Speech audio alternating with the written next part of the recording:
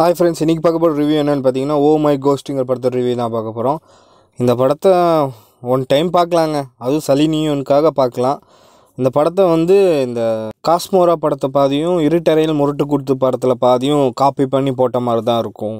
படத்தோட ஸ்டோரி என்னென்னு பார்த்தா, நம்ம ஹீரோ ஒரு ஃபிலிம் எடுக்கிற டைரக்டரு. அவர் சிட்டிக்குள்ளே எந்த ஒரு ப்ரொடியூஸுமே இவருக்கு சான்ஸ் தர மாட்டாங்க. அப்புறம் ஒரே ஒரு ப்ரொடியூசர் சான்ஸ் தரேன்னு சொல்லியிருப்பாங்க. அவரும் அந்த படத்தில் நான் தான் ஹீரோவாக இருக்கும், அப்போ தான் சான்ஸ் தருவேன்னு சொல்லியிருப்பார்.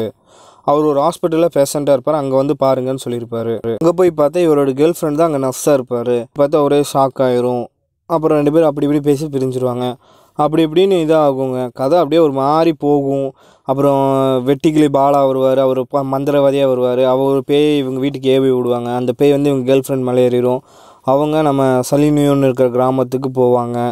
அங்கே போய் இந்த பேயை இவங்க எழுப்பி விடுவாங்க. இந்த மாதிரி அப்படியே சுற்றி சுற்றி வருங்க கதை.